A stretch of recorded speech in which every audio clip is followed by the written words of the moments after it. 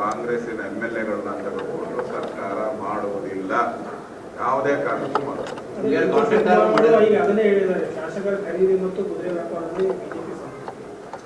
ಅದು ಇಡೀ ದೇಶಕ್ಕೆ ಕಲ್ಸ್ಕೊಟ್ಟರು, ದೇಶಕ್ಕೆ ಕಲ್ಸ್ಕೊಟ್ಟರು.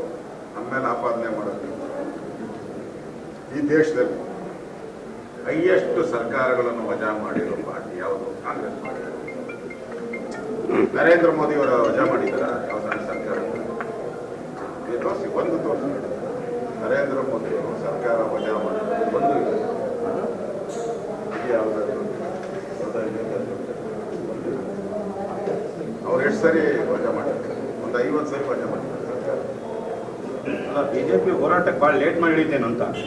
ಬಿಜೆಪಿ ಎಲ್ಲ ನೆರೆ ಬಂದು ಬರ ಬಂದು ಭಾಳ ದಿನ ಆಯ್ತು.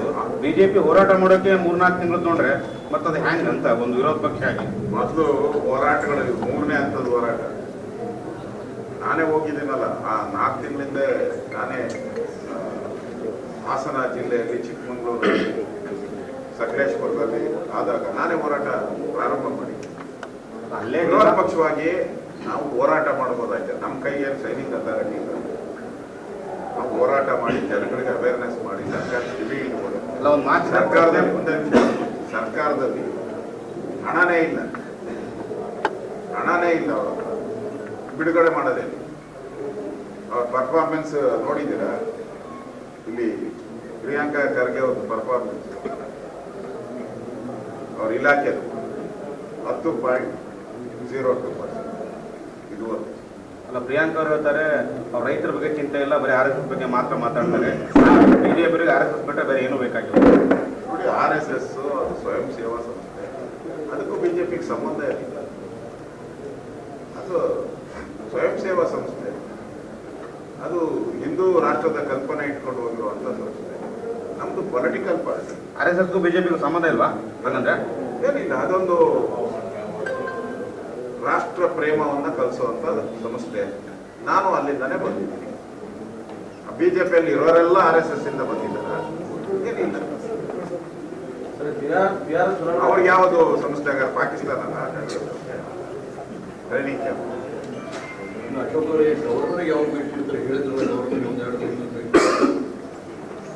ಸ್ವಲ್ಪ ಕುಸ್ತಿ ಇನ್ನ ಜಟ್ಟಿಗಳಿಬ್ಬರು ಮನೆಯಲ್ಲೇ ಕೂತ್ಕೊಂಡು ಹೊಡೆದಾಡ್ತಾವ್ರೆ. ಸ್ವಲ್ಪ ರೋಡಿಗೆ ಬರಲಿ.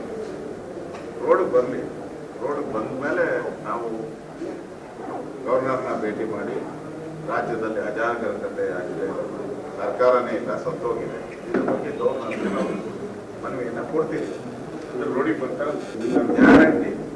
ಮೊನ್ನೆ ಅದೇನ ನೀರಿಗೆ ಬಂದವರು, ಊರಿಗೆ ಬಂದವರು ನೀರಿಗೆ ಬರದೇ ಇರೋಂಥ ಕಾಯ್ತಾ ಇದ್ದೀರಾ? ಅವಾಗ ಗಂಟು ಮುಟ್ಟೆ ಎಲ್ಲ ಬಂದವರು ಯಾರಾದ್ರೂ ತಮ್ಮ ಜೊತೆ ಮಾತಾಡಿದಾರೆ?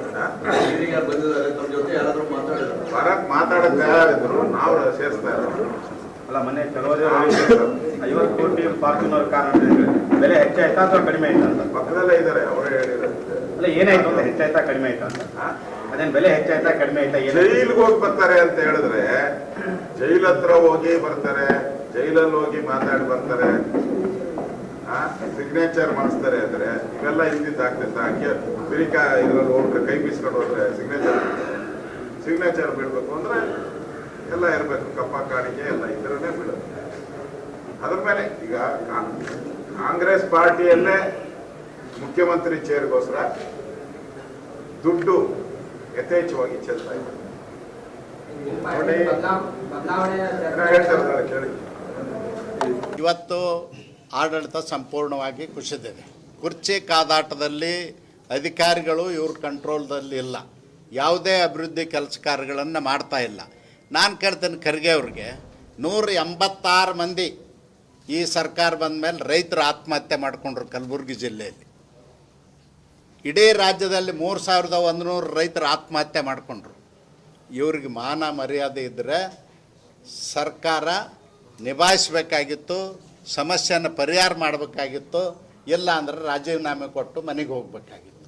ಈಗ ಅವ್ರಿಗೆ ಉಳಿದಿರೋದು ಒಂದೇ ಒಂದು ಮಾರ್ಗ. ಇವ್ರ ಕಚ್ಚಾಟದೊಳಗೆ ಯಾವ ಅಧಿಕಾರಿಗಳು ಇವ್ರ ಮಾತು ಕೇಳ್ತಾ ಇಲ್ಲ.